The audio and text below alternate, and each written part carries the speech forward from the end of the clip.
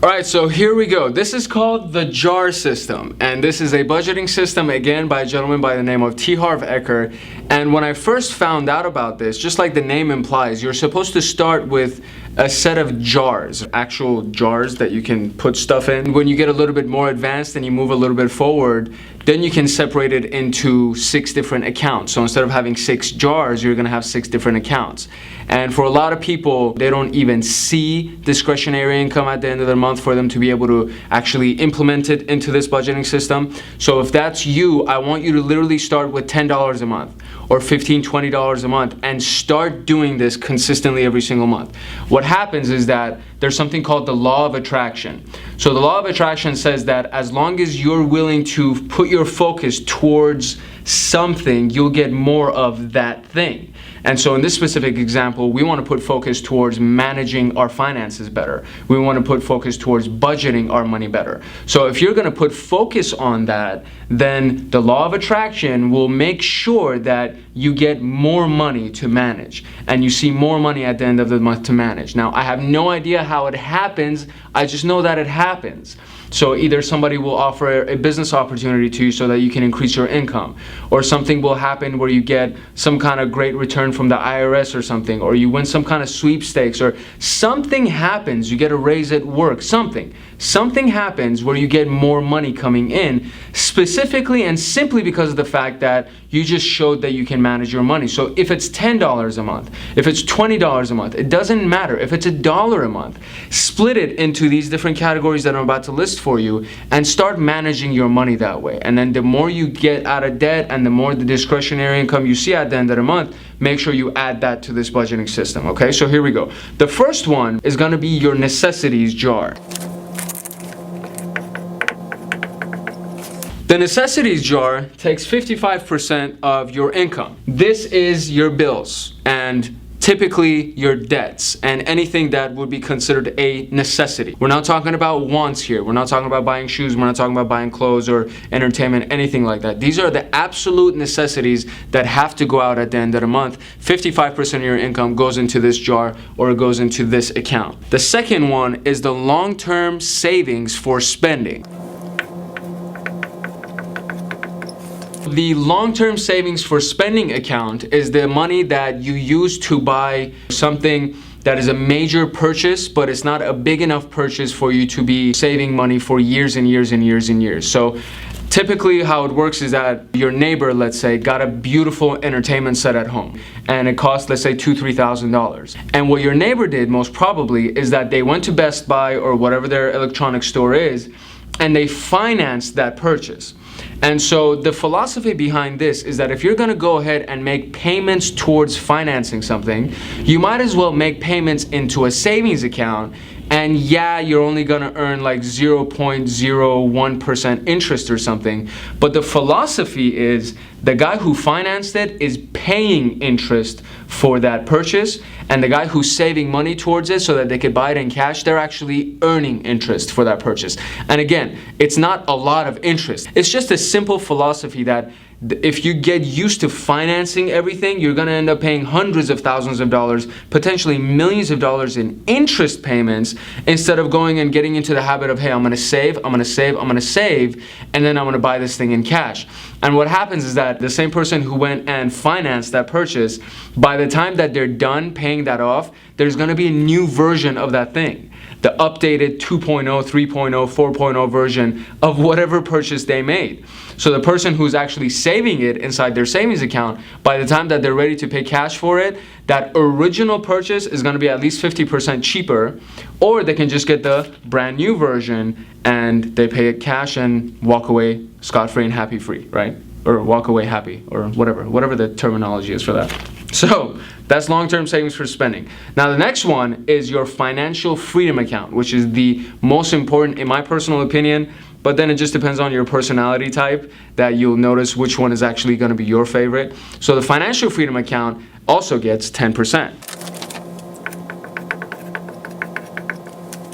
Now the money in your FFA account, in your financial freedom account, is money that you never touch okay? No matter what happens with your life financially, you are not allowed to touch the money that's in this account. This is your financial freedom account. This is the account that you're going to end up living on 20 years, 30, 40 years down the line. And ideally, if you've saved enough in here, then you can live on the interest payments.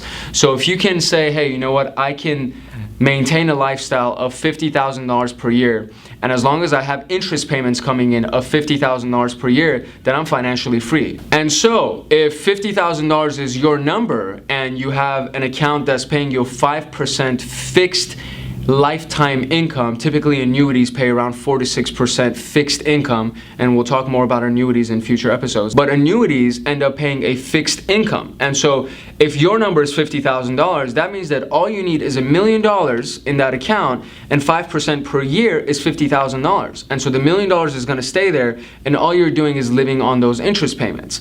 And just before you start freaking out, $1 million is not a lot of money. We've gotten to the point that millionaires aren't exciting anymore. So now it's about who's going to become the next billionaire. So $1 million, as long as you're working hard, as long as you're in the right type of industry, and as long as you're getting paid what you're worth, you can save $1 million relatively easily. So financial freedom account, you never touch it. 10%, I would highly recommend setting up some kind of automatic draft that just gets pulled out of your checking account, or it gets pulled out of your paycheck and it goes directly into your financial freedom account. The most common version of this, and this is still outdated because, you know, just like your cell phone gets updated every single 6 months or 3 months, financial instruments and retirement accounts also get updated. So, but the most common version and the most publicly known financial freedom account is an individual retirement account, which is an IRA or a 401k, right? And these are things that pretty much everybody knows about. So if you're gonna do your 10% into your IRA, do your 10% into your IRA. If you would like, you're more than welcome to speak with one of our licensed representatives, and they can tell you all about all of the options that you have available as far as a financial freedom account goes. So let's talk about the next one, which is the education account, which is another 10% that goes into this account.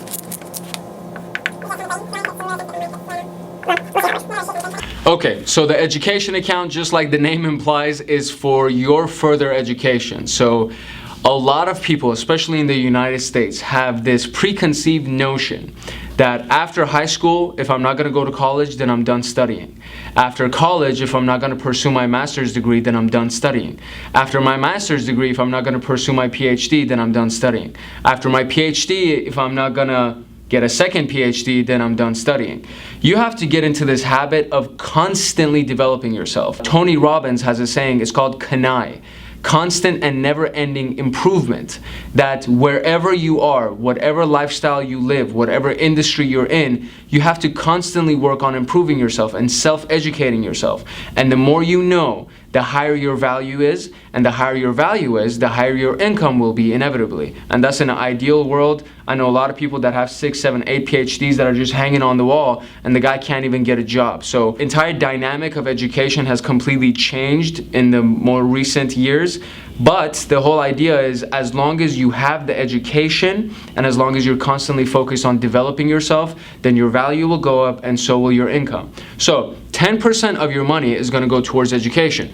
Now what happens is that towards the beginning, you spend the money on books, you spend the money on home study courses, you spend the money on, individual classes that you can take at a community college, or you can even go pursue a full degree. But if you get to a point, or let's say when you get to a point, that your income is really up there, so let's say you're making $1 million a year, 10% of that per year is $100,000 that you have to spend on education. So this is where it gets to the next level of education, where it's like, okay, courses won't do it anymore, books won't do it anymore, so now you have to find the people that have done what you want to do. So if you're making $1 million a year and you want to go from $1 million to 10 million, find a guy who's making 10 million, figure out how much his hourly rate is and pay that rate to him, and then go pick his brain and learn as much as you can about that person and from that person, and figure out what it takes for you to go from $1 million a year to 10 million a year, right? And if you're at 10 million a year and you want to go to 50 million a year, same thing applies.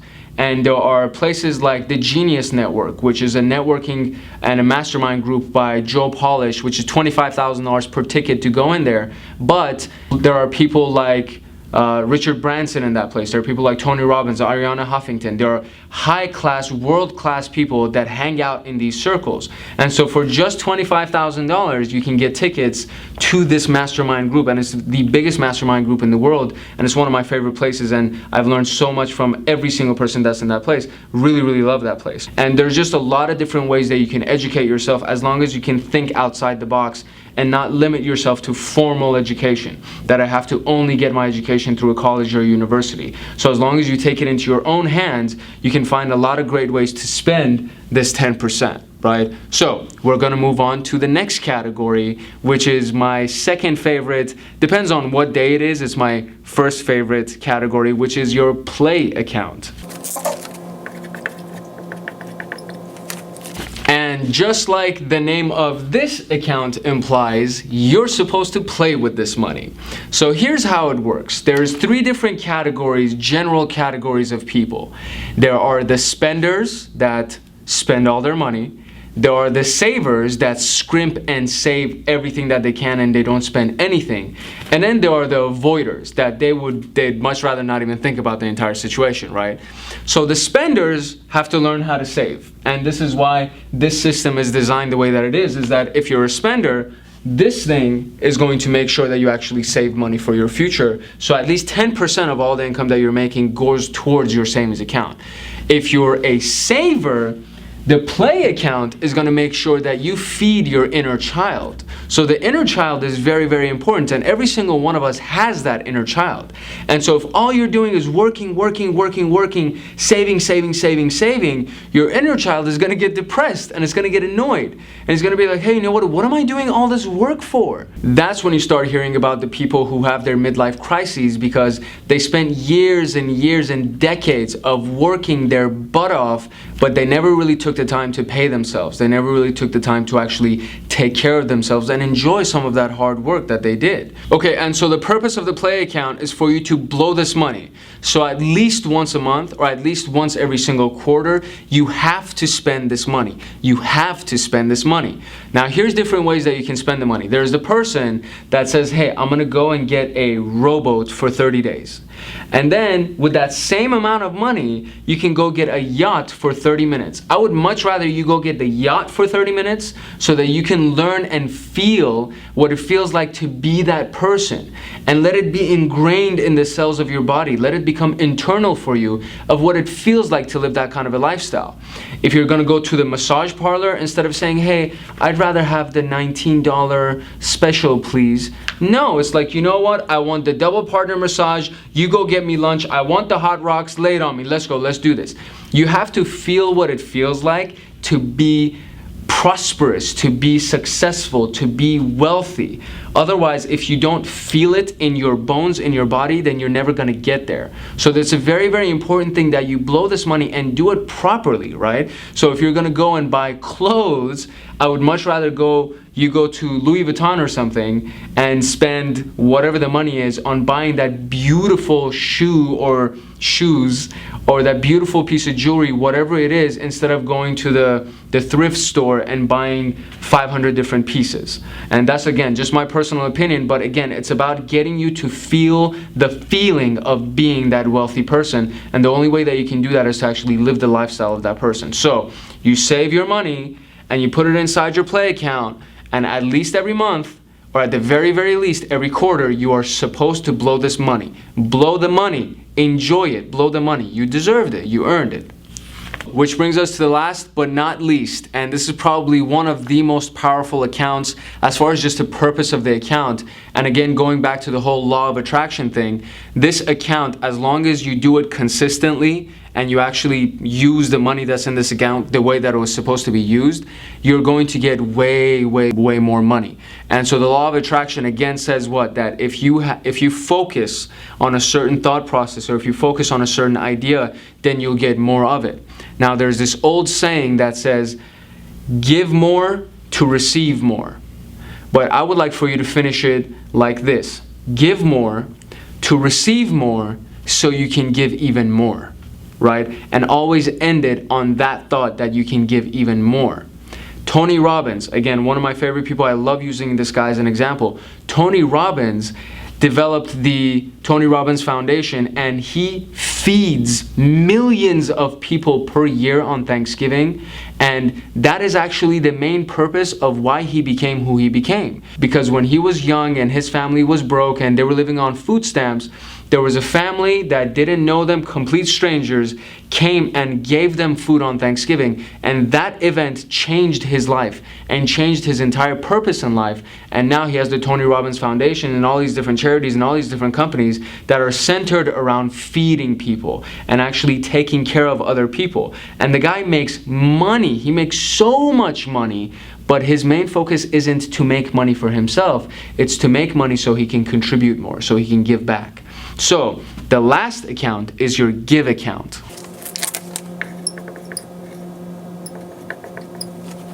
And your give account is supposed to have 5% at least that goes every single month to your tithe or charity or whatever it is that you want to do with that money. But you got to give it away selflessly. Don't worry about where the money is going. I would make sure that the money is actually going towards a cause that you know the money is being used for what you intended for it to be used for. So figure it out. Go research a little bit. Figure out what kind of charity you like. Figure out if you want to give it to your church or to your synagogue, whatever it is.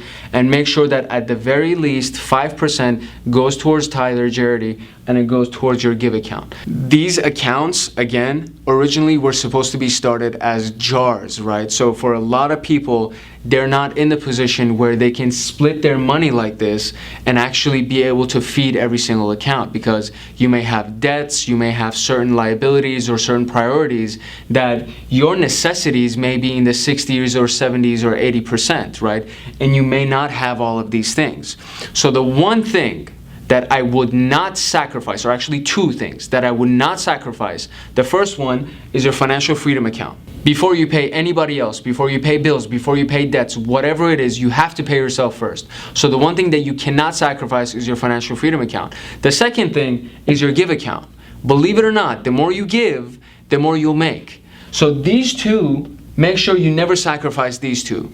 And whatever you have to, if you have to do 80% of your income towards your necessities so you can get out of debt faster or whatever it is, go ahead and do that. But as soon as you can and as soon as you can afford to do so, go ahead and start doing this split this way. Now, you don't sacrifice these two, but don't sacrifice the rest of them either. So if you can't do 10% in your play account, do 1%. Whatever it is, and use that money for something that makes you feel good. Put 1% towards your education account and go buy a book. Books right now on Amazon, they're a couple of bucks. You can buy an ebook for like $2, $3, $4. So it's not that big of a deal. And everybody can do it. It's just whether or not you prioritize enough. Okay, so go ahead and download the budget template. Make sure that you actually go through it. Take some time to actually really plan it out. Crunch all the numbers, do whatever you need to do to make sure you understand where your money is going at the end of the month. I know for a large percentage of people, they don't even want to think about this kind of stuff, but your money is important, right? That's the whole reason why you're even watching this show. So the money part is very, very important. And the sooner you have a grasp and control over your budget, the sooner you will become financially independent. So it's a big deal for you to do this. So go ahead and download the budget template and go ahead and fill it out. Do as much as you possibly can. If you have any questions, we're always available. You can always register for a free consultation with any of our representatives. There's no pressure sales or anything that we're trying to do. We're just trying to make sure that you have a good grasp of your finances. And if you want to do the actual budgeting system with one of our advisors, you're more than welcome to do so. They'll definitely help you. They're a lot of fun people and they really know what they're talking about. They know what they're doing. So go ahead and register for a free consultation if you'd like. And if you want us to actually do all of the shopping around and all of the research for you, we can do that for you as well. And we don't charge for that. There's no consultation fees. There's no research fees for us to go and look into how we can actually help you save more money and add more money to your bottom line. And if any of the products and services that we actually find for you fall into the realm of what we provide for people, then of course we want you to do that business with us, but you're not obligated to do so, and we'll just go ahead and give you that budget completely free anyway, and we'll give you that income analysis completely free anyway. So my name is Arman Vakili. I am so glad that you took the time to watch this video. I hope you found value from it. Share it with your friends, post it on social media, leave comments below, like the channel, subscribe to the channel, do everything that you possibly can to make sure that we gain momentum, because again, we are focused on your financial success. And as long as we know what you want to know as long as we know what your friends and family want to know, we can go ahead and direct all of these videos towards you and what you guys want to learn. And then you'll actually get some real value from it instead of some theories and the stuff that we think that you want to learn, right? So go ahead and subscribe, like, and share, and I'll see you in the next episode.